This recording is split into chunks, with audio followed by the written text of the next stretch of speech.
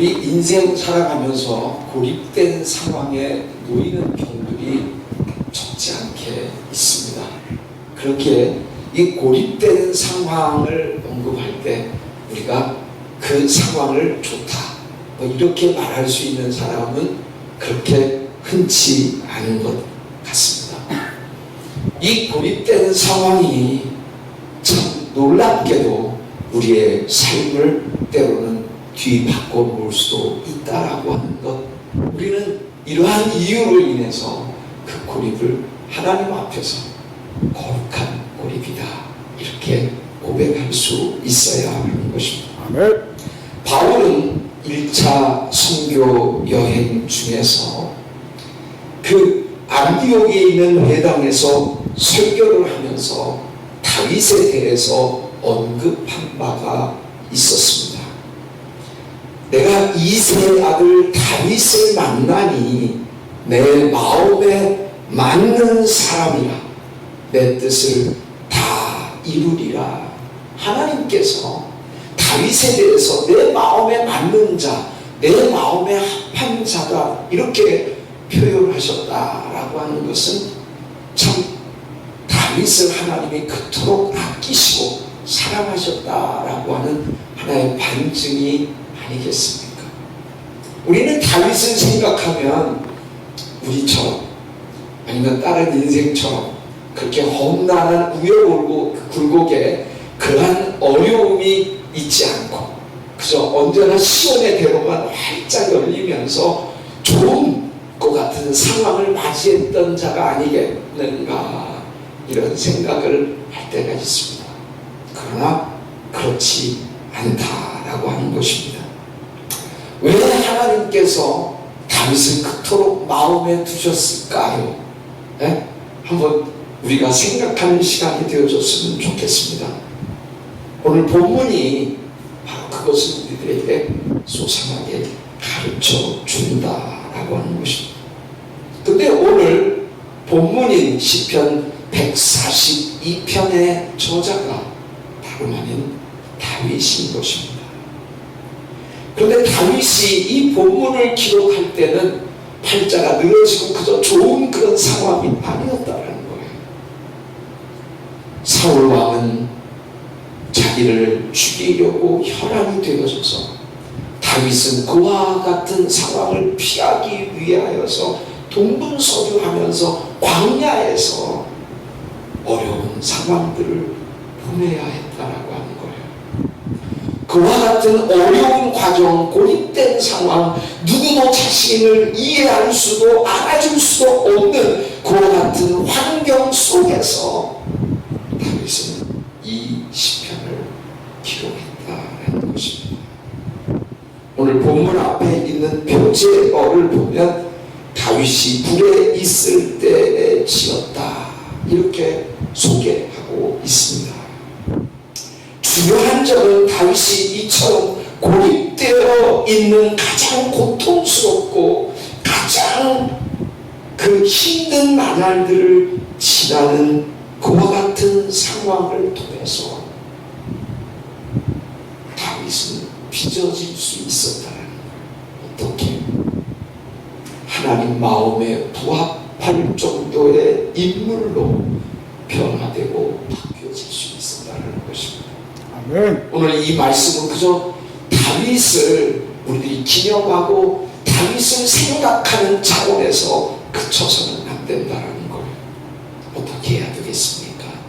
오늘 우리도 다윗처럼 때로 우리가 처해 있는 상황이 녹록한 그와 같은 상황이 아닐지라도 이와 같은 상황을 허락하시니까 하나님이실진데 우리는 거기에 깊은 하나님의 뜻이 있다는 것을 깨닫고 우리 역시도 하나님 앞에서 빚어져서 다윗과 같이 하나님이 칭찬하고 그리고 그 다윗을 높여 세웠던 것처럼 우리의 인생도 그렇게 되어야 하지 않겠습니까? 아멘. 오늘 우리들이 이 본문을 보면서 우리는 이 말씀 하나하나가 바로 나에게 하시는 하나님의 말씀이다 이렇게 우리들이 고백해야 하겠습니다. 아멘. 먼저 다윗은 이 고립된 상황 속에서 하나님을 찾아 하나님께 부르짖었다는 것입니다. 아멘. 오늘 본문 말씀 1절을 우리 다 같이 한번 읽어보도록 하겠습니다. 1절 말씀입니다. 시작. 내가 소리내어 야훼께 부르짖으며 소리내어 야훼께 간구하는도다. 그 누구도 다윗에게 관심을 기울이는 그와 같은 상황이 아니었다라는 거죠. 그저 고독과 외로움과 씨름하고 있는 그 같은 다윗의 애처로운 모습만 보여질 뿐이었습니다. 다윗은 바로 그때 바로 그 상황 속에서 하나님을 찾았고 그리고 자기의 원통함을 하나님 앞에 아뢰었다라고 하는 것입니다. 우리 정성호 목사님이 원래 시인이에요. 그래서 시를 쓰기를 좋아하고 시를 좋아합니다. 그래서 제가 김소월 시인의 초원의 시 앞소절을 여러분들에게 읽어드리겠습니다. 산산이 부서진 이름이여 허공 중에 헤어진 이름이여 불러도 주인 없는 이름이여 부르다가 내가 죽을 이름이여. 이런 내용이 기록되어 있어요. 우리는 이 시를 통해 인생들은 때때로 의지하고 싶은 사람이나 종교의 힘을 빌어서 막연히 부르짖는 경우들이 얼마나 많이 있는가라고 하는 점을 굳이 생각해 봐야 하겠습니다. 그럼에도 불구하고 창조주 하나님 외에는 그 어떤 이름도 불러도 대답 없는 이름입니다. 결국 부르다가 죽을 이름처럼 허망하게 끝나버릴 수밖에 없는 것이 이 세상에 사람들이 의지하고 있는 이름들이다라고 하는 것이에요. 오직 유일하게 하나님만이 우리가 부르짖을 때 응답하시고 또 우리에게 하나님의 그 깊고 놀라운 뜻을 계시해 주신다라고 하는 사실입니다. 아멘.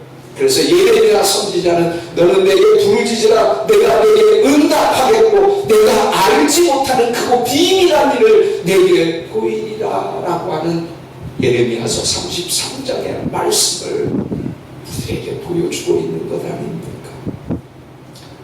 다윗은 사울왕을 피해 무려 10년이라고 하는 세월, 하루 이틀도 아니에요. 1, 2년도 아닙니다. 10년이라고 하는 긴 세월. 그래서 사울왕이 결국 블레셋과의 전쟁에서 목숨을 다하는 그때 비로소 다윗이 그 고독 속에서 그 치름했던 그 상황들을 마무리할 수 있는 때가 되어졌다라고 하는 거예요. 하나님은 우리의 때를 너무나도 잘 알고 계십니다. 아멘. 나처럼 이렇게 힘들게 살아가는 사람이 어디 있을까? 하나님은 내가 이렇게 살고 있는 그 상황을 밑바닥에 때로는 너무나 어렵고 고통스러운 이 시간을 하나님은 알기나 하실까? 이런 생각을 가질 때가 우리들이 얼마나 많이 있겠습니까? 다윗도 우리보다 더하면 더했지 못하지 않았다라는 거예요.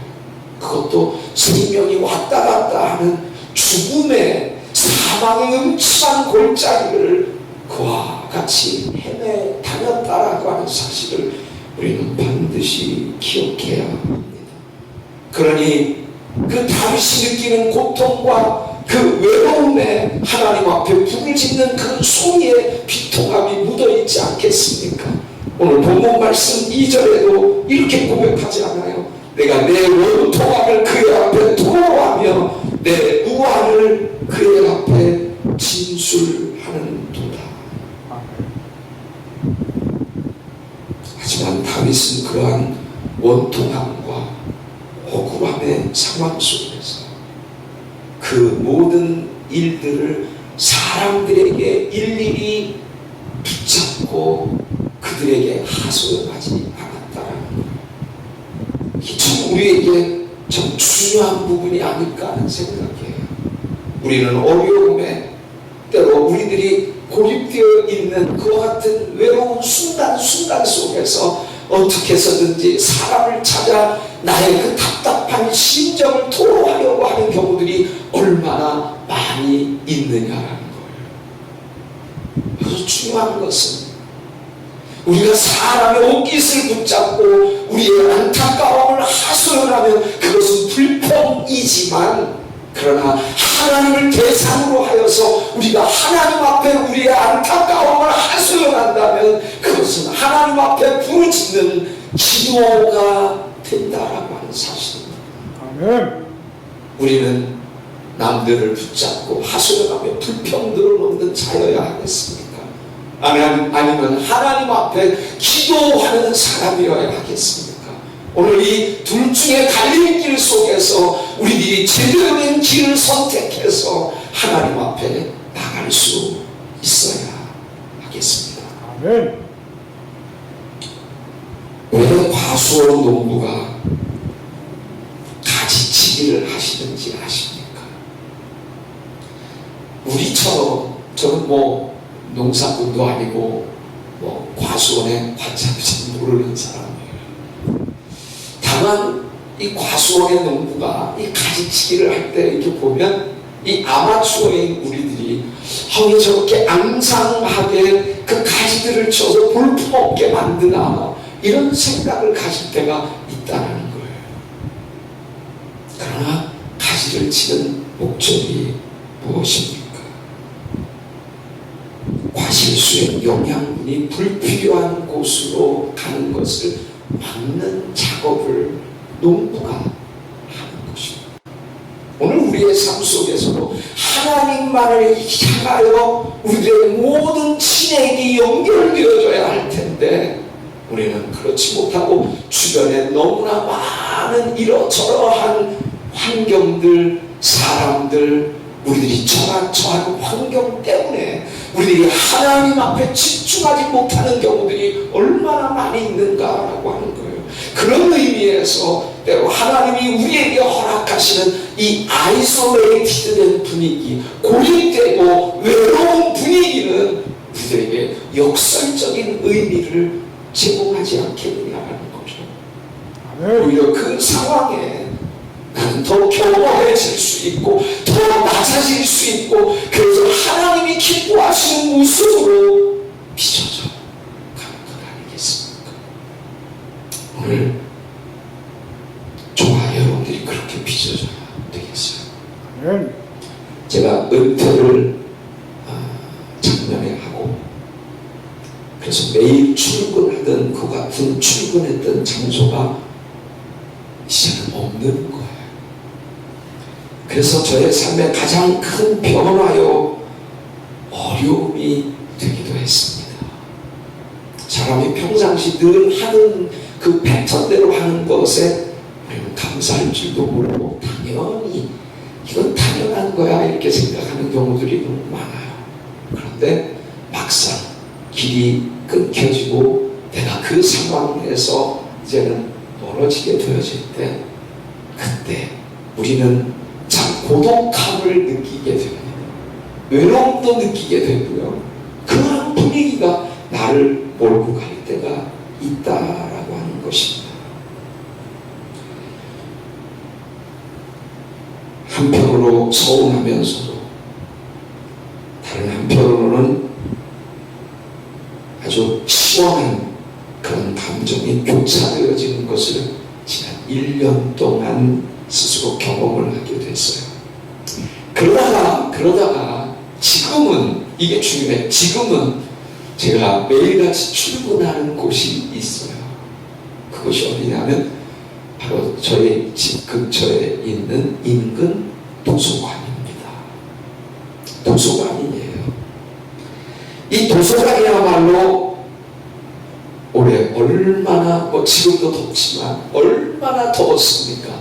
특별히 이 삼복 더위를 피할 수 있는데 그것보다 더 좋은 피서지가 없다는 거예요. 그래서 참 하나님 앞에 감사했어요. 근데 어디 그것뿐인가요? 일찍 도서관에 가서 좋은 자리를 딱 이렇게 차지하게 되면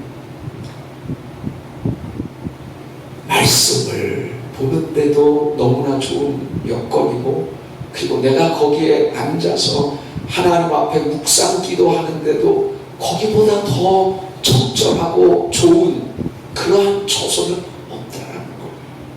그래서 처음에는 그냥 도서관을 그냥 어쩔 수 없이 이렇게 가는 그런 모습이었지만, 지금은 도서관을 그리워하면서 매일 아침에 도시락 챙겨서 집사람하고 같이 도서관을 가는 거예요.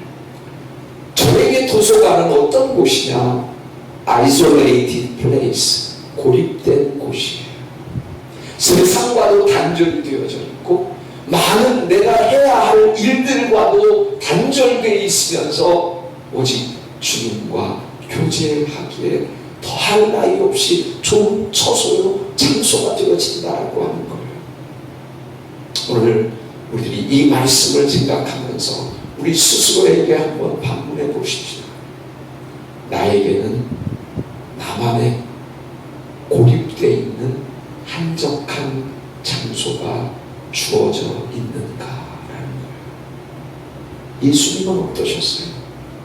가시는 곳마다 놀라운 기사와 이적이 나타나고 말씀을 전하는 가운데 인산인해로 사람들이 몰려다니지 않았습니까?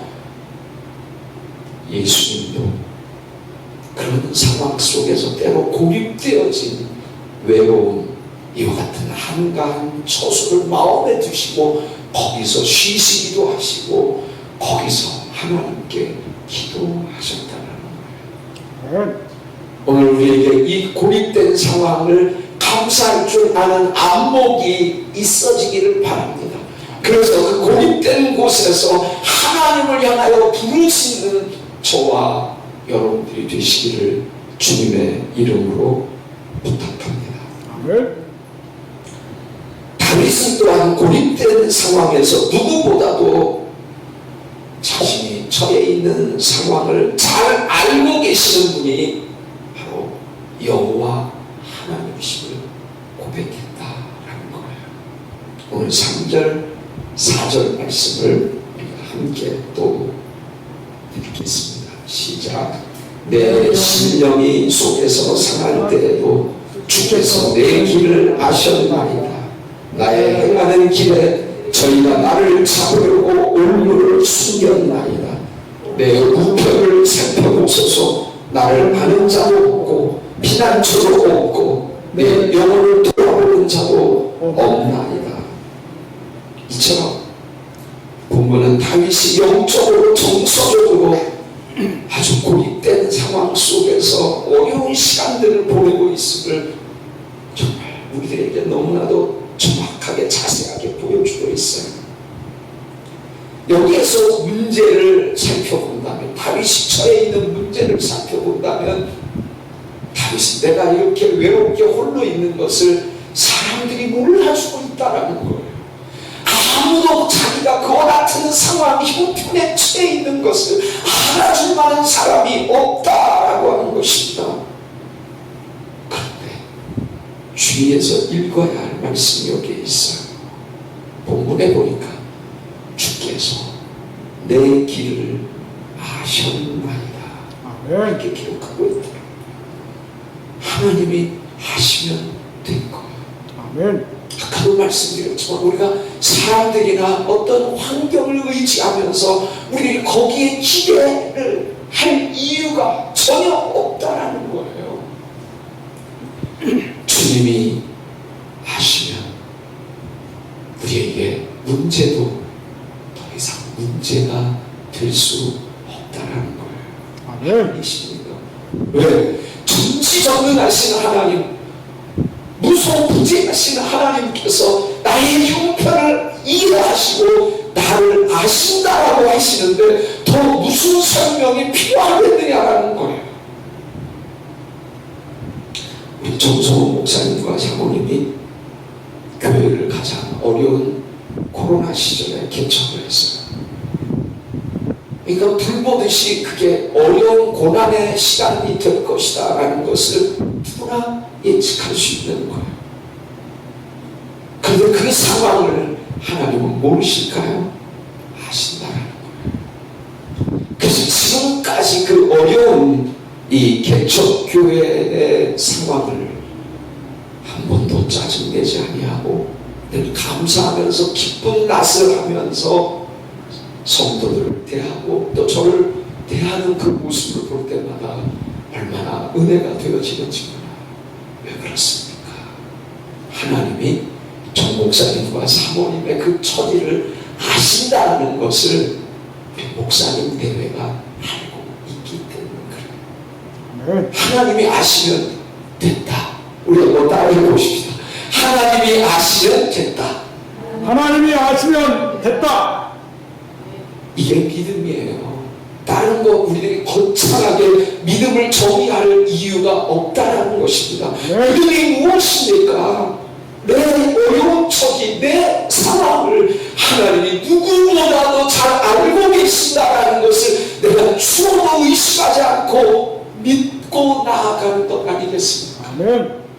그것이 참 믿음이에요. 그런 의미에서 다윗은 참 믿음을 가지고 있었던 인물입니다. 왜? 하나님이 내 처지와 형편을 아시고 계신다라고 고백하고 있기 때문입니다. 여러분들, 주님 뜻대로 살기로 했네. 주님 뜻대로 살기로 했네. 주님 뜻대로 살기로 했네. 뒤돌아서지 않겠네. 이 찬양 여러분들 아시죠? 아멘. 근데 이 찬양의 그 2절을 보면은 이런 내용이에요. 이 세상 사람 날 몰라줘도, 이 세상 사람 날 몰라줘도, 이 세상 사람 날 몰라줘도 뒤돌아서지 않겠네. 아멘. 이 믿음을 주님은 우리에게 요구하시는 거예요. 아멘. 그 믿음을 붙드시는 저와 여러분들이 되시기를 주님의 이름으로 부탁합니다. 아멘.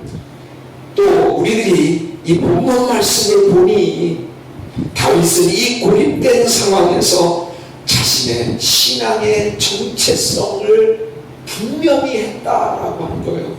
무엇을 분명히 해요?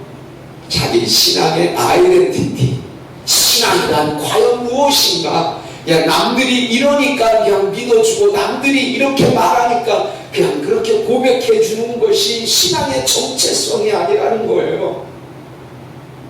내 마음에서 우러나오는 참다운 인식 속에 하나님 앞에 아뢰는 그 고백이야말로 신앙의 고백이요 정체성이라는 것입니다.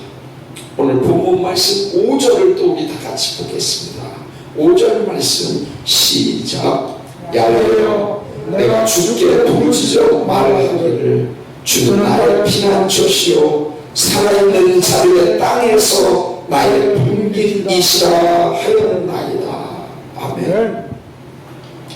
저는 이 말씀을 묵상하면서 어떤 말씀이 오버랩되면서 저에게 다가왔느냐 하면 예수님이 제자들에게 질문을 하는 상황이었습니다. 너희는 나를 누구라 하느냐? 이런 질문을 예수님이 하셨던 거예요. 그때 수제자인 베드로가 주는 그리스도시요 살아계신 하나님의 아들이시니이다. You are the Christ, the Son of the living God. 이렇게 아주 단촐하게, 아주 컴팩트하게 묻고, 그리고 간단한 그런 말로 정의를 내려서 자신의 신앙을 표현했다라고 합니다. 예수님이 그 고백을 들으시고 사실 십자가 고난의 길을 시작하신 거예요. 얼마나 위로가 되어지는 말씀이었겠습니까? 얼마나 고난의 역경을 미리 아시고 모든 것들이 힘든 것 같은 상황에 그 베드로의 고백이 힘이 되어 주셨겠느냐라는 거예요. 오늘 우리가 믿는 하나님 앞에 받기만 하고, 우리들이 얻기만 하고, 위로 받기만 하고, 치유받기만 하고, 문제 해결을 받는데 그치지 말고 하나님을 뭔가 기쁘게 해드려야 하지 않겠습니까? 어떻게 해야 하나님을 기쁘게 해드리는 건가요? 나만의 삶에서 우러나올 수 있는 진정된 신앙 고백이 하나님 앞에 외쳐져야 한다는 거예요. 아멘. 그런데 오늘 다윗은 어떻게 고백했느냐? 주는 피난처시오, 살아있는 자들의 땅에서 나의 분깃이시라, 이렇게 고백하고 있는 거예요. 당시는 전쟁이 아주 잦은 때였지 않았습니까? 아주 불안한 시대를 다윗이 살고 있었던 거예요. 근데 그것보다 더한 것은 자신을 죽이지 못해서 날뛰고 있는 그 사울 왕으로부터 자신을 안전하게 지켜줄 수 있는 그 피난처가 다윗에게는 너무나도 의미 있게 와닿는 거였어요. 우리는 그도 피난처구나 하고 뒷게 넘어갈 때가 있잖아요. 그런데 다윗에게 있어서 그냥 쉽게 넘어갈 수 없는 단어가 바로 피난처라는 거예요. 그 외롭고 고독하고 안타깝고 많은 사람들로부터 격리되어 있는 그 고통의 시간 속에서, 피난처가 되어주시는 분이 하나님이심을 다윗은 고백한 거예요. 아멘. 오늘 이런 고백이 우리에게 있어요. 그것은 다윗 시대의 고백이나 베드로의 주는 그리스도시요 살아계신 하나님의 아들이라고 칭한 그 고백과 다를 바가 하나도 없는 것입니다. 그러면서 그 하나님을 가리켜서 나의 분깃이 되십니다 라고까지 고백하지 않습니까? 이스라엘 지파 중에 레위인은 하나님의 성전을 받드는 그와 같은 역할을 하는 자들이었기에 하나님은 레위인들을 통하여 제사장을 삼으시고 또 레위인들로 성전에서 봉사하는 일을 맡기셨어요. 그렇지 않습니까? 그러니까 하나님께서는 그들에게 모든 것을 더 풍성하게 사실 혜택을 주셔야 했어요. 그게 인간적으로 생각해보면 맞는 말이에요. 그런데 하나님은 레위인에게 아무것도 주지 않으셨어요. 그 이유를, 그 속 깊은 이유를 우리들이 알아야만 합니다. 우리는 남들보다 더 가져야, 더 내가 소유해야 내가 복 받은 사람이다 이렇게 생각하지 않아요? 그러나 그렇지 않습니다. 레위인을 통해서 우리들이 알 수가 있는 거예요. 왜냐? 민수기 18장 20절에 보니까 레위인에 대해서, 아론에 대해서 하는 말씀입니다. 너는 이스라엘 자손의 땅에 기업도 없겠고 그들 중에 아무 분깃도 없을 것이니 나는 이스라엘 자손 중에 내 분깃이요 기업이라. 아멘. 놀라운 말씀 아닙니까? 아멘. 하나님이 친히 우리의 분깃이 되어주신다는 것, 하나님이 친히 우리의 기업이 되어주신다는 것, 이것처럼 더 믿는 우리들에게 있어서 기쁨이 되어질 수 있는, 위로가 되어질 수 있는 말씀이 어디 있겠습니까? 아멘. 왜 다른 열한 지파처럼 우리에게도 분깃을 줘야지요. 이것은 어떤 사람이 부르짖을 수 있는 말입니까? 이 세상에 너무나 빠져버린 사람들이 그러한 요청을 하는 거예요. 오늘 우리에게는 하나님 스스로가 우리의 분깃이요 하나님이 우리의 기업이 되어지시는데 받아들이고 복음을 믿음으로 결국 어떻게 됩니까? 우리는 영원한 하나님의 집에 깃들게 되는 것 아니에요. 그래서 다윗은 시편 23편 마지막 6절에서 내가 여호와의 집 야훼의 집에서 영원히 거하리로다 담대히 고백하고 있지 않아요? 바로 여호와의 집, 여호와의 집, 천국, 우리가 그토록 기대하는 하나님 나라, 하나님의 나라, 그것이 우리의 분기신 거예요. 그것에서 영원히 주님과 더불어 동행하면서 그 은혜와 기쁨을 누리는 분깃이 저와 여러분들에게 준비가 되어 있다, 마련이 되어 있다라고 하는 것입니다. 믿으십니까? 오늘 본문 말씀을 통하여 제가 결론의 말씀을 맺고자 합니다. 6절, 7절의 말씀을 또 우리 다 같이 함께 읽으면서 결론의 말씀을 끌어내겠습니다. 시작. 나의 부르짖음을 들으소서. 나는 심히 비천함이니이다. 나를 박해하는 자들에게서 나를 건지소서. 그들은 나보다 강하니이다. 내 영혼을 옥에서 이끌어내사 주의 이름을 감사하게 하소서. 주께서 나를 후대하시니 의인이 나를 두루리이다. 이 많은 말씀들 가운데 6, 7절의 핵심 부분으로 내 마음에 와 닿는 부분이 그 단어가 무엇이었느냐 하면 감사였습니다. 감사. Giving thanks to God. 하나님 앞에 우리가 감사를 표현하는 것, 이것처럼 신앙의 높은 단계의 수준에 있는 것이 또 없습니다. 오늘 우리가 금식을 많이 하고 하나님 앞에 선행 일을 많이 하고 그것도 너무 좋은 일이에요. 그러나 더욱더 하나님 보시기에 좋아할 수 있는 일이 무엇인지 아십니까? 우리의 입술로 매 순간순간 비록 감사할 수 없는 처지와 환경에 놓여 있을지라도 우리의 입술에서는 감사가 메마르지 않고 감사가 계속되어질 수 있는 것, 하나님은 우리에게 그것을 원하신다. 하나님은 그 모습을 보셨기에 내가 다윗을 보니 내 마음에 합하도다 이렇게 고백한 것 아니겠습니까?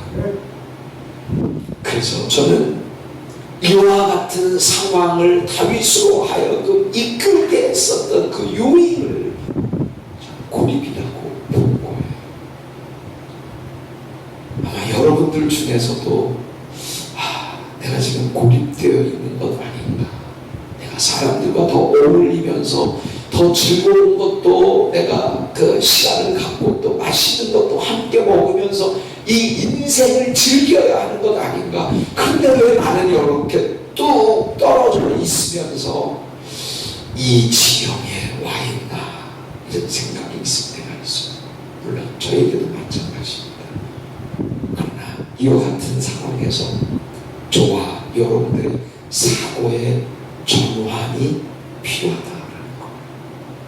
바로 이때가 하나님께서 나를 시험해 보시면서 나에게 진정한 복을 허락하시려고 하는 바로 그때라는 거예요. 그때를 우리들이 놓쳐야 하겠습니까? 네? 놓치면 안 되겠죠. 오늘 누구보다도 오늘 여기에 참석하신 분들 한 사람 한 사람은 하나님의 그와 같은 사랑을 입은 자들이에요. 그러기에 우리는 하나님 앞에 감사를 고백해야 하는 것입니다. 항상 기뻐하라, 쉬지 말고 기도하라, 봉사에 감사하라. 이는 그리스도 예수 안에서 너희를 향하신 하나님의 뜻입니다. 아멘. 기도하겠습니다. 살아계신 아버지 하나님, 오늘 거룩한 고립이라는 말씀을 통하여서 하나님께서 우리들에게 하실 말씀을 허락하신 것을 감사합니다. 다윗의 스토리만이 아닙니다. 바로 나의 이야기이기도 합니다.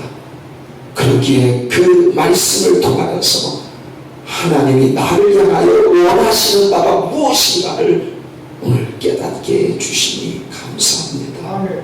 그 주님을 찬양합니다. 주님 영광 받으시옵소서.